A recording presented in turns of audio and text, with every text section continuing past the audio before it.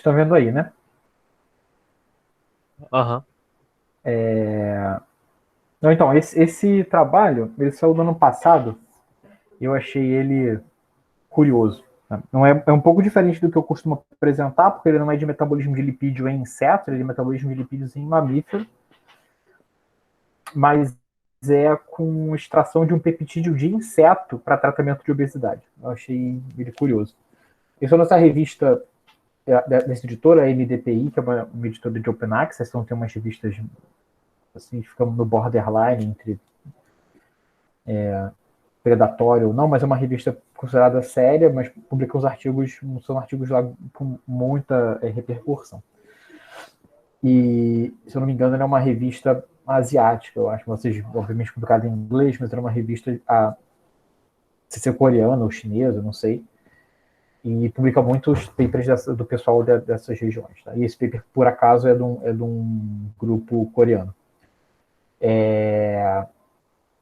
Então, o título do o título é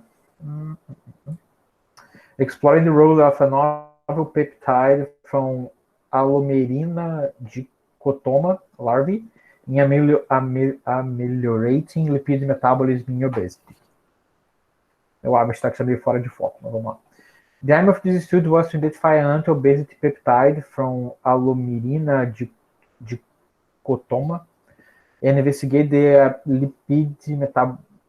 lipid metabolic mechanism. Enzymatically hydrolyze a dicotoma larvae were further separated using tangential flow filtration and consecutive chromatography processes. Finally, the anti-obesity peptide was Finally, the anti-obesity peptide that showed the highest inhibitory effect on lipid accumulation was obtained, and the sequence was essa sequência, não vou ler a sequência, né? Eles chamaram esse peptídeo de EIA10. EIA10 decreased lipid aggregation in vitro and significantly reduced the accumulation of body weight gain, liver weight, and adipose weight in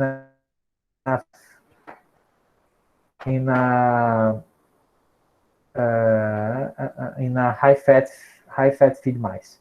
Compared with the control group, the levels of total cholesterol, TC, triglyceride, TG, low-density lipoprotein cholesterol, LDL, insulin, and homeostasis model assessment of insulin resistance, HOMA-ER, in the high-fat diet, HFD group was increased significantly, and the content of high-density lipoprotein cholesterol, ADL, in the serum decreased significantly. On the contrary, the levels of TC, TG, and insulin in the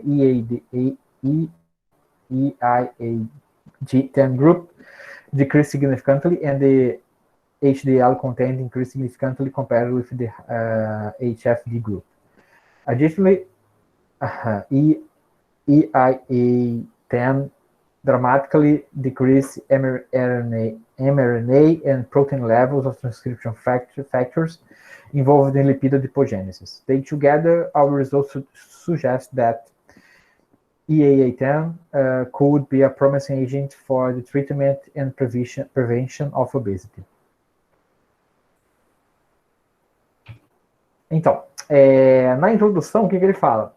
Ele vai falar de entomofagia, ou seja, que é comer insetos. Tá? É uma coisa relativamente comum na Ásia. E a OMS considera, OMS não, a FAO, né, que é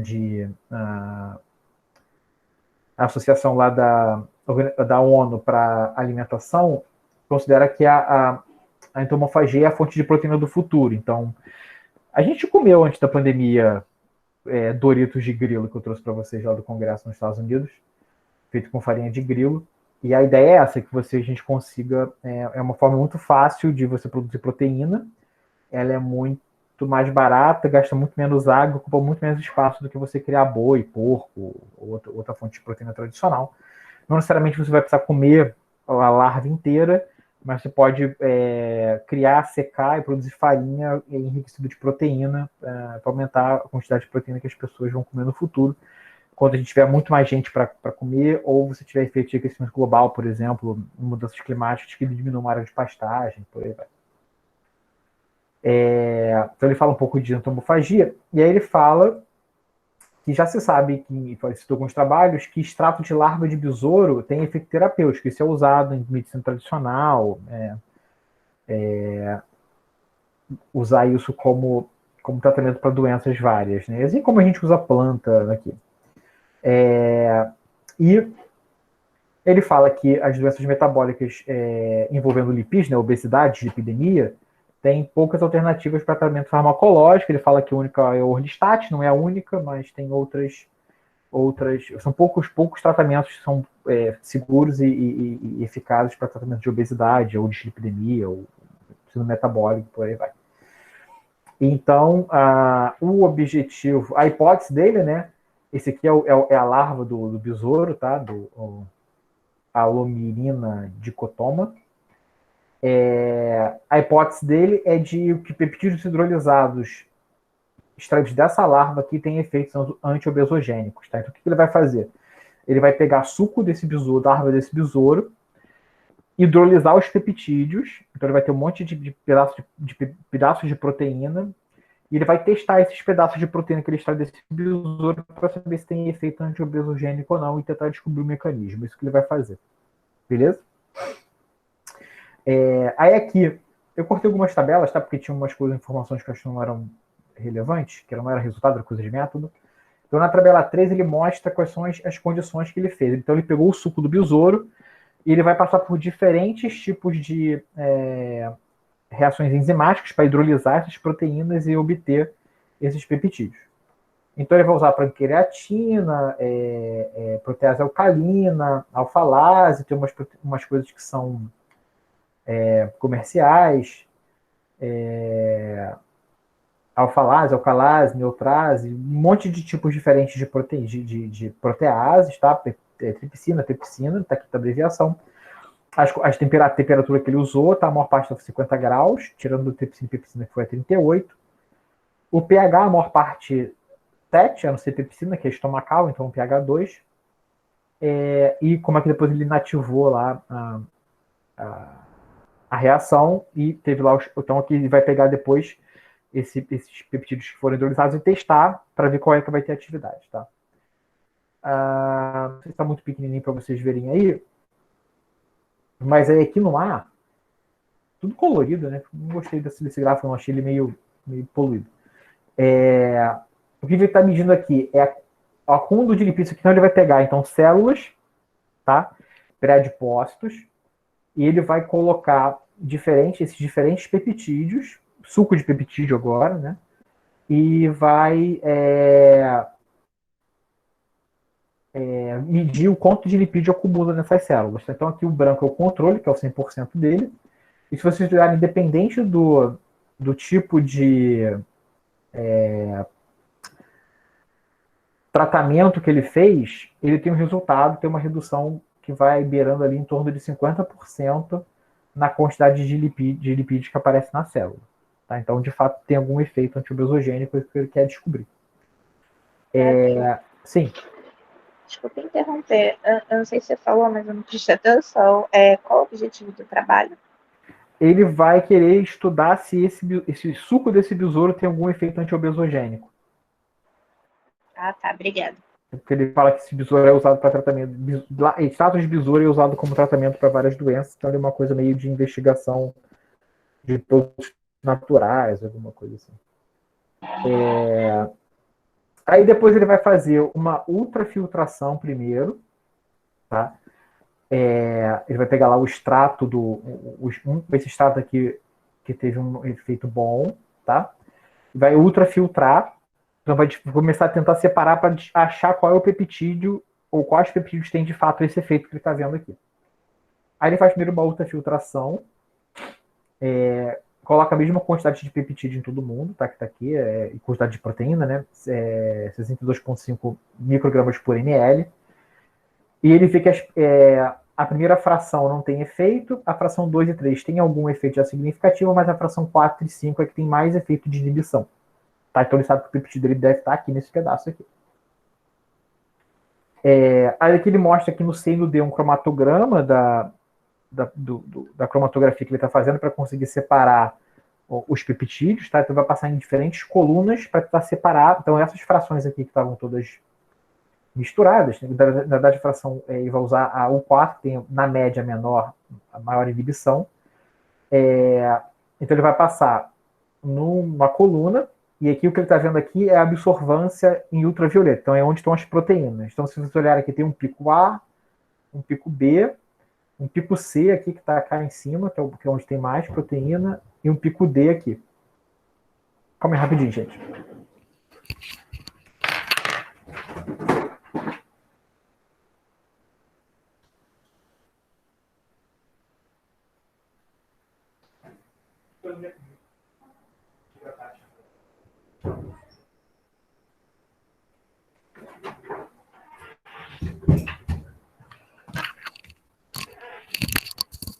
Foi mal.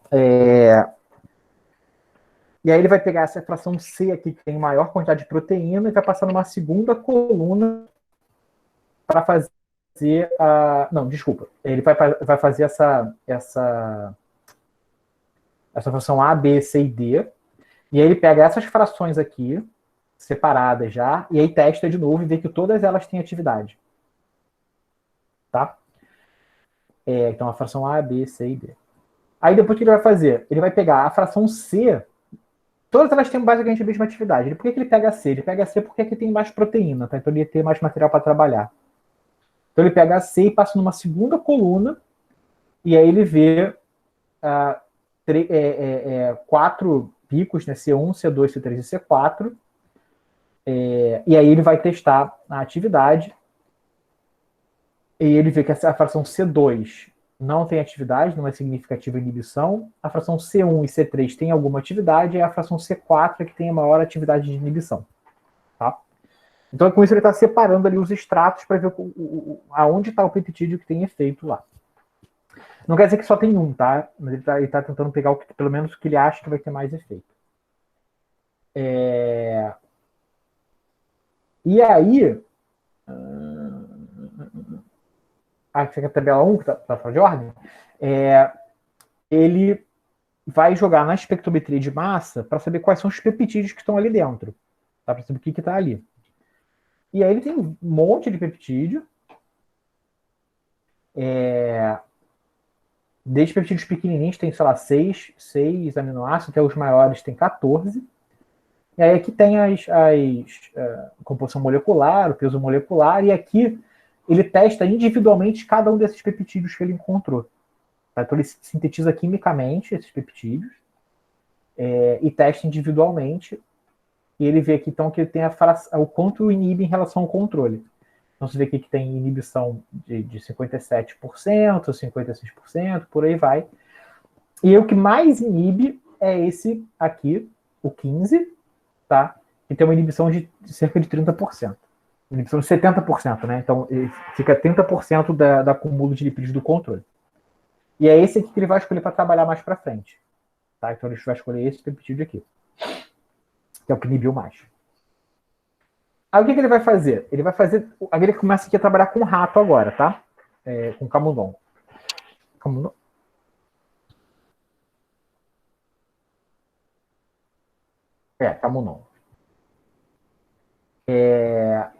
Aí o que ele vai fazer? Ele vai ter 4 grupos na maior parte das vezes. Ele tem o grupo controle, que é o bicho que está comendo ração normal. Ele tem o grupo high fat diet, que é o bicho que come dieta rica em gordura, então ele vai ficar gordinho. Aí ele tem o grupo que come high fat diet com orlistat, que é um xenical, que é o inibidor de lipase pancreática. Então o que ele faz? Você toma esse remédio, esse fármaco, ele inibe a digestão de lipídios, então impede que você absorva os lipídios, porque como se você não conseguir digerir, você não vai conseguir absorver. Então ele vai te emagrecer porque impede que você absorva os lipídios. E ele vai ter o bicho que come dieta rica em gordura e está comendo o peptídeo dele. Tá? E aí que ele vai medindo aqui ganho de peso corporal, tá? Então quando ele começa a dar dieta rica em gordura, que é o amarelo, o bicho ganha peso, tá? No final de 10 semanas ele está mais pesado. O bicho que come dieta normal está mais magrinho. E o bicho que recebe orlistat ou o peptídeo que ele descobriu agora tem basicamente o mesmo peso, eles ficam no meio do caminho. Tá? Então eles ficam mais magros do que peptídeo, do que o bicho que comeu dieta rica em gordura, mas ainda mais gordinhos do que o controle. Então, o que ele está dizendo aqui é que o peptídeo dele é tão bom quanto o orlistat para evitar o ganho de peso. Aí que ele vai olhar o fígado do camundongo, tá? Então, que é o fígado do controle. Se vocês olharem o fígado high fat diet, o fígado está aumentado e ele tá com uma cara meio esteatótica, tá com essa cara meio esbranquiçada, isso aqui porque tá cheio de gordura dentro, não tá tão saudável. E os que receberam os tratamentos já estão mais parecidos com o controle do que com o high fat diet. Então tá protegendo o fígado de acúmulo de gordura. Isso aqui macroscopicamente. Aí ele vai olhar aqui microscopicamente, tá? Então aqui em cima, nessa primeira coluna aqui, é tecido adiposo branco, tá? Não dá para ver muito bem, aí eu não estou conseguindo ver aqui, imagino que vocês não devem estar conseguindo ver também aí também. Mas dá para ver que no controle as células são menores do que na dieta rica em gordura e as células dos dois tratamentos ficam meio que no meio do caminho entre a do rico em gordura e o do controle, que é o que está medindo aqui no gráfico D, tá? Medindo o tamanho do adipócito, controle, com high fat diet. O adipócito fica grandão e com os tratamentos ele fica meio que no meio do caminho entre os dois. Por que isso é importante? Quanto maior a célula do tecido adiposo, menos saudável esse tecido adiposo é, tá? Então você pode ter a pessoa com a mesma quantidade de gordura, mas dependendo de como está acumulado, pode fazer diferença. Então você pode ter um cara que é gordo igual ao outro, só que um está com células muito grandes, poucas células muito grandes, e o outro sujeito está com muitas células pequenas. O volume do tecido adiposo é o mesmo, mas o cara que tem células grandes tem uma chance maior de estar diabético. Tá? Esse tecido adiposo vai estar mais inflamado e esse cara provavelmente vai estar diabético. Então, quanto menor as células do tecido adiposo, mais saudável o tecido adiposo está. Tá? Isso é um bom sinal. E aqui ele está olhando o fígado nessas duas linhas aqui. Aqui é a coloração para histologia. Então dá para ver que aqui o fígado controle você vê tudo meio que roxo-rosa. Aqui você começa a ver um monte de bolota branca, que é onde estaria as gotículas de gordura. Então esse fígado que está gordo, e isso vai ser uma redução na quantidade de gordura quando você olha nos que foram tratados. E aqui você está colando com oil red, que marca gotícula de lipídio mesmo. Então a marcação vermelha é gotícula de lipídio. Você quase não vê gotícula de lipídio no fígado controle. O fígado do camundongo que comeu dieta rica em gordura está cheio de lipídio. E os outros dois têm menos. E aqui ele mede, então, a área que foi marcada em porcentagem. Então dá para ver que que comeu dieta rica em gordura tem, sei lá, mais de 30% da foto que ele está olhando está com gota de gordura. Isso tem uma redução bem significativa com o tratamento, tanto com o orlistat quanto com o peptídeo dele, mas ainda assim maior que o controle. Tá? Então também fica no meio do caminho, tem uma reversão parcial. Então, nessa figura aqui, o que ele está mostrando é que o bichinho que come o peptídeo dele está mais magro, tem um fígado mais saudável, menor e com menos gordura, e o tecido adiposo está menor também. Tá? Pelo menos a quantidade o tamanho das células. Então, metabolicamente, esse camundongo deve estar melhor. Aí aqui tem uma tabela gigante com um monte de coisa, tá? Que é meio que resumindo um pouco do que ele tinha mostrado antes, mas com outras informações. Então, peso inicial do camundongo, o peso final e o ganho de peso que ele mostrou na figura. Então, o camundongo high fat diet ganha um montão de peso e os outros camundongos ganham menos, ele mostrou isso na figura. O quanto o camundongo comeu de calorias, tá? Então dá para ver que os camundongos comeram basicamente a mesma coisa, tá? Então, não é bem uma redução da quantidade do quanto eles estão comendo. Aquele mede o tamanho do tecido adiposo, epididimal, subcutâneo interescapular. Tá? Então, esses dois aqui são tecido adiposo branco e esse aqui é tecido adiposo marrom. Então, dá para ver que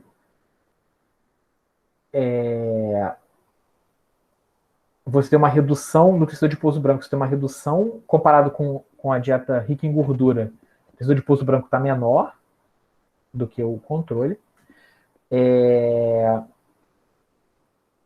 Do que o dieta rica em gordura, desculpa, e o tecido adiposo marrom com peptídeo não tem diferença. Quantidade total de gordura.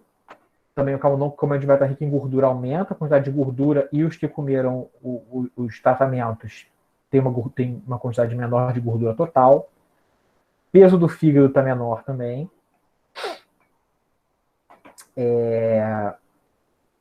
Triglicerídeos no plasma, tá? Estou aqui olhando de dislipidemia do camundongo. Triglicerídeos também está menor do que no animal que comeu a dieta rica em gordura, então reduz triglicerídeo. Colesterol total também está menor. Colesterol HDL, tá? Quando o camundongo come a dieta rica em gordura, você tem uma redução da quantidade de colesterol HDL, que é o colesterol bom, entre aspas. Você tem uma recuperação dos níveis de colesterol bom nos camundongos que foram receberam tratamento. Aqui ele está vendo uma relação. Não, aqui não é relação, desculpa. Ele está vendo tanto LDL quanto VLDL no mesmo saco. Então, as lipoproteínas de baixa densidade, que são as que têm mais gordura, então mais colesterol. Então, são que a gente chama de colesterol ruim, que é o que acumula nas artérias. Quando o camundongo come a dieta rica em gordura, isso aumenta e depois diminui. Tá? Nos camundongos foram tratados. Ele olha a glicemia de jejum, a glicemia do camundongo, no plasma. E aí, quando o camundongo come a dieta rica em gordura, ele tem um aumento da quantidade da glicemia, indicando que ele pode estar diabético. E você tem uma redução no camundongo que recebeu os tratamentos. E aqui eu estou olhando duas enzimas hepáticas, que é para medir o dano hepático. Então, se essas enzimas aparecem no plasma, quer dizer que o hepatócito está morrendo, está sendo lisado. Aí, então, essas enzimas saem do fígado e vão para o plasma. Se você consegue medir essas enzimas no plasma, essas transaminases, significa que o fígado está dando dano hepático, tá? Isso acontece quando você tem uma dieta rica em gordura, o fígado começa a encher de gordura e começa a ter dano hepático. E ele vê que, de fato, o animal que come uma dieta rica em gordura, você tem um aumento do dano hepático e você corrige, pelo menos parcialmente, quando você trata com os fármacos, tá? Então, os camundongos estão ficando metabolicamente melhores. Aí aqui ele vai olhar mais a fundo a parte de homeostase de glicose, tá? Então, nesse A aqui, ele está fazendo um teste de tolerância à glicose. Como é que ele faz isso? É tipo o que a gente faz no Brownstein, tá? Quando você vai lá fazer teste de tolerância à glicose, você chega lá, toma um negócio super açucarado e depois eles medem a sua glicemia depois de um tempo, tá? Calma aí, gente, rapidinho.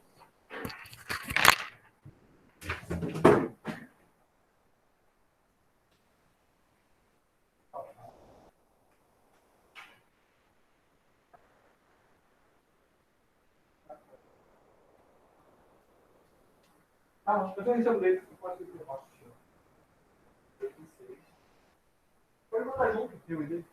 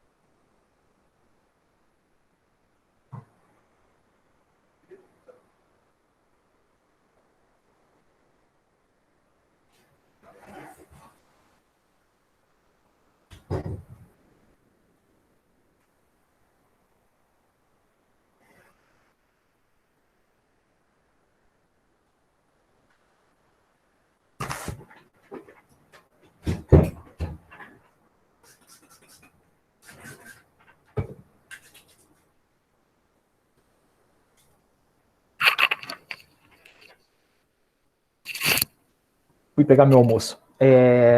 Então, aí, eu teste de tolerância à glicose. Então, o que ele vai fazer? Ele vai dar para o camundongo, na verdade faz por garvagem, né? Bota na goela do camundongo a solução rica em açúcar. Então o açúcar tem que subir. Se o camundongo estiver saudável, a insulina vai funcionar e essa glicemia vai descer rápido, tá? Então, quanto mais rápido a glicemia descer, mais saudável o camundongo tá. Então, se vocês olharem aqui no controle, que é o laranja, ela sobe aqui, desce. O camundongo que comeu dieta rica em gordura, ela já está mais alta desde o início, ela sobe e demora mais para descer. Ou seja, esse camundongo então está diabético, tá? E os camundongos que receberam tratamento, ou o peptídeo dele, ou o orlistat, ficam meio que no meio do caminho, tá? Então, o que a gente faz? A gente mede a área embaixo da curva para saber quanto tempo a glicemia ficou alta. E o que a gente está vendo aqui, ó, controle tem esse nível, dieta rica em gordura, a glicemia demora mais para baixar, e os dois tratamentos ele ficam, de novo, meio que no meio do caminho. Então, você tem uma recuperação parcial. Então, quando você faz o tratamento, o camundongo fica menos diabético, mesmo comendo uma dieta rica em gordura. Depois ele mede a quantidade de insulina, tá? Antes e depois de tomar a solução açucarada, tá? Por que isso é importante? Pode ser que o camundongo não tenha uma diferença na quantidade de glicose, né, no quanto a glicose demora para diminuir, mas pode ser que o camundongo precise cuspir muito mais insulina no plasma para ter essa resposta. Então é um indício de que ele está resistente à insulina também. Você não consegue ver isso na glicemia, mas você percebe que ele precisa de muito mais insulina para conseguir ter a resposta normal. Então, quando você olha aqui, antes de fazer o tratamento, né, a insulinemia de jejum, o controle tem esse nível aqui, os dois, todo mundo comeu dieta rica em gordura está com a insulinemia super alta, tá? O cara que comeu o peptídeo tem um pouquinho mais baixo aqui, mas ainda está alta. Depois que ele come, depois que você dá a solução açucarada, a glicemia do controle sobe para um nível parecido com os outros tinham antes. Então, se vocês repararem, essa insulinemia que esses camundongos têm aqui, ela é parecida com o camundongo controle que acabou de comer. Tá? Então, a insulinemia é super alta. E a insulinemia sobe ainda mais, tá vendo? Nos que estão com dieta rica em gordura. Mas, de novo, quem receber peptídeo dele tem um pouquinho menos, tá? E aqui ele faz a diferença de insulinemia. Tá? Então, ele pega esse nível aqui, diminui desse, para ver o quanto que o camundongo precisa jogar insulina para conseguir ter a resposta. E ele vê que, embora o nível seja mais alto, só o camundongo que comeu a dieta rica em gordura precisa aumentar mais o nível de insulina. O delta, né, então a relação aqui é menor, eles são bem parecidos com o controle. Então, embora eles tenham a insulinemia mais alta, eles não precisam jogar mais insulina do que seria necessário. O que é isso aqui? Aqui está vendo então a resposta da insulina, uma forma matemática de você ver o quanto que o fígado responde à insulinemia, à insulina no plasma. Quanto mais baixo, melhor. Então você está vendo que o camundongo que comeu a dieta rica em gordura tem uma resposta pior à insulina, e os outros dois que fizeram tratamento de novo ficam no meio do caminho. E aqui está medindo a resistência à insulina, uma forma matemática também que leva em conta a glicemia e a insulinemia para você medir o quão resistente à insulina o seu modelo está. E de novo, o camundongo que comeu a dieta rica em gordura está com a insulinemia, está com resistência à insulina alta, tá diabético, e os que receberam tratamento são um pouco melhores do que esses aqui. Então, de novo, o tratamento consegue mitigar um pouco o efeito da dieta rica em gordura. Beleza? Sim, senhor. Aí, o que ele vai fazer aqui? Ele vai começar a tentar ver por qual mecanismo esses peptídeos estão agindo, tá? Então, ele vai tentar olhar algumas coisas. Primeira coisa que ele vai olhar aqui no A, tá? É a adiponectina. A adiponectina é um peptídeo, chama adipocina, é um hormônio produzido pelo tecido adiposo, e ele tem um efeito anti-inflamatório, tá? Então, quanto mais adiponectina você tem sendo produzido pelo tecido adiposo, teoricamente mais saudável aquele modelo vai estar. E normalmente você tem uma relação entre a quantidade de gordura e a produção de adiponectina. Quanto mais gordo o tecido adiposo está, menos adiponectina ele produz. É uma relação inversa, tá? Então, se você olha aqui o camundongo controle, tem esse nível aqui de adiponectina. Isso aqui é o que está aqui embaixo, tá? Vou olhar só o gráfico aqui, para não precisar olhar o blot. Quando o camundongo come dieta rica em gordura, a produção de adiponectina despenca, tá? Então, a produção muito baixa de adiponectina sobre a dieta rica em gordura, a gente já sabia disso. Mas os camundongos estão sendo tratados com peptídeo ou com rolistate, como eles são menos gordos, eles têm uma produção de adiponectina um pouco melhor. A leptina é uma outra adipocina, é um outro hormônio produzido pelo tecido adiposo, que funciona de modo meio que é produzido de modo contrário à adiponectina. Então, quanto mais adiponectina você tem, menos leptina você tem. Então, quanto mais gordo o tecido adiposo está, mais leptina ele produz. E aí você tem uma relação inversa aqui. Então, você olha a leptina. Aqui o cara olhou no tecido adiposo, tá? E que ele olhou a quantidade de leptina no soro. Então você vê que o animal que comeu dieta rica em gordura produz um montão de leptina, tem um montão de leptina no sangue, e os que receberam tratamento têm menos leptina. Tá? Aí aqui, no C, ele vai olhar a expressão por PCR em tempo real de algumas genes envolvidos com o metabolismo de lipídio. Tá? Então primeiro ele vai olhar PPAR-gama. PPAR-gama é um fator de transcrição envolvido com síntese de lipídio e diferenciação de adipócitos. Então, teoricamente, quanto mais PPAR-gama, mais lipídio você produz. E aí você vê que o camundongo que comeu dieta rica em gordura tem mais PPAR-gama, e de novo isso é revertido parcialmente quando você trata os camundongos. CBP-alfa é um outro fator de transcrição que está envolvido com a expressão de genes também lipolíticos, tá? Lipogênicos, digo, produção de lipídio, mais envolvido com a resposta a carboidrato. Mas, de novo, se você come uma dieta rica em gordura, você tem uma expressão maior desse fator de transcrição, ou seja, você tem uma tendência a produzir mais lipídios. Isso é basicamente revertido quando você tem os camundongos estando tratados. Aqui ele está medindo a expressão de SRBP1. SRBP1 é um fator de transcrição também envolvido com a produção de genes lipogênicos, de síntese de lipídio, e de novo você tem, como a dieta rica em gordura, mais SRBP1 sendo produzido e menos quando você trata os camundongos. E aqui ele está olhando ácido graxo sintase, que é uma enzima que sintetiza ácido graxo. Então, esses genes aqui todos meio que regulam esse cara aqui. E aí dá para ver que quando o camundongo come uma dieta rica em gordura, ele tem um aumento da expressão de ácido graxo sintase e uma redução parcial quando ele é tratado com os tratamentos que ele está testando. Tá? Então, esse cara aqui deve... o tratamento deve deixar o tecido adiposo menos lipogênico. Aqui ele olhou RNA, aqui ele está olhando proteína. E eu vou olhar só aqui embaixo de novo, tá? Então, SRBP1 de novo, você tem um aumento quando você tem a dieta rica em gordura e uma redução no peptídeo dele. Ele não consegue ver essa redução quando você está dando orlistat, no nível de proteína. PPR-gama, você tem um aumento absurdo com a dieta rica em gordura. O orlistat reduz isso muito e o peptídeo dele fica no meio do caminho. CEBP-alfa, um perfil parecido, então um aumento quando você tem dieta rica em gordura e uma redução com os peptídeos. E FABP4 é um marcador, é uma proteína ligadora de ácido graxo, mas ele é uma marcadora de diferenciação de adipócitos. Então, quanto mais FABP4 você tem, mais adipócitos novos estão sendo produzidos. Tá? E aí você vê que você tem um aumento... o gráfico está super mal cortado aqui, mas...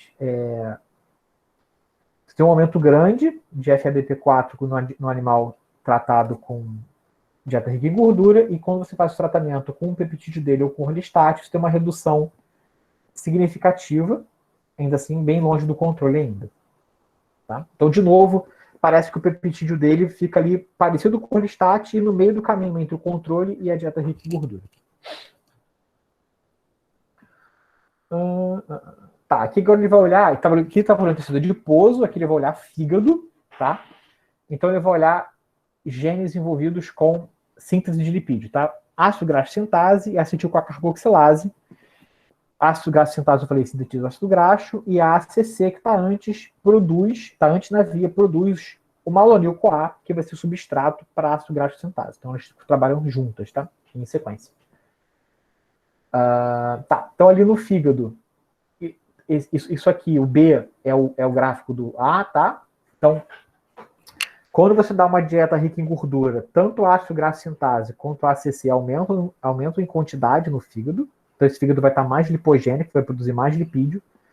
E você tem uma redução significativa quando você trata tanto com o peptídeo dele quanto com o orlistat, nas duas proteínas. Aqui ele viu o blotting e aqui ele fez uma imunohistoquímica para olhar no tecido. Então, no controle, você quase não vê ácido graxo sintase. Na dieta rica em gordura, você vê aqui, então, quanto mais marronzinho tiver, mais o anticorpo ligou na proteína em si. Então, você vê que está nessa região aqui uma expressão bem alta de ácido graxo sintase. E isso é reduzido, não totalmente, não fica igual ao controle, mas fica com menos do que o ácido graxo, do que a dieta rica em gordura, quando você trata tanto com o peptídeo dele quanto com o orlistat. Tá? Então, você tem uma redução da capacidade, presumida capacidade lipogênica do fígado. Tá? E é isso que ele faz. Então a conclusão que ele chega é que, de fato, o peptídeo que ele conseguiu achar no besouro e produzir sinteticamente tem um efeito para tratamento de doença metabólica que seria tão bom quanto o do orlistat, que é o que ele fala que é o único tratamento que tem, mas na verdade não é.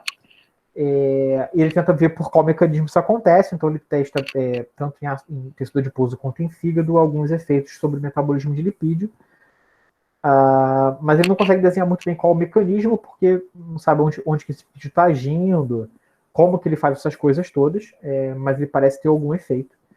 Então é um peptídeo extraído de fonte natural que seria possivelmente usado para ser estudado mais a fundo, para ser usado como tratamento de doença metabólica. Beleza? Tranquilo hoje. Beleza. Fala aí o que vocês acharam. Fala aí, Alissa. Nada a declarar. Eu adoro esses trabalhos com dieta, então eu acho foda ver essas paradas assim. Achei curioso esse paper. Quando eu li ele assim, eu não ia apresentar nada mais diferente do que o que eu costumo apresentar, e dá para falar bastante de metabolismo e inseto tratando obesidade, comendo ele. Pode comer bitebolium para ver se funciona. Vamos testar na Alissa. Tô precisando emagrecer. Todos estamos, depois da quarentena. Eu queria ver como é que é na prática fazer no laboratório. Como assim? Eu tenho prática, né? Eu não sei como é que pode ser no laboratório. Eu imagino que seja como na teoria, né? Mas o que você está falando? O que você não sabe que é no laboratório? Como faz os experimentos? Tá falando? Não, os testes. Ah, sim. Mas a gente vai chegar lá. Ah, espera. Júlia, Oi. fala aí. Eu não tenho o que falar. Então tá bom. Então tá bom, galera.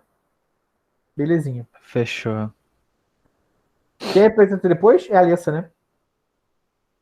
Alessa. Demorou, então. Então até a Alissa. Falou, gente. Beijo, beijo. Tchau, tchau. Beijo. Ótimo dia. Até. Tchau.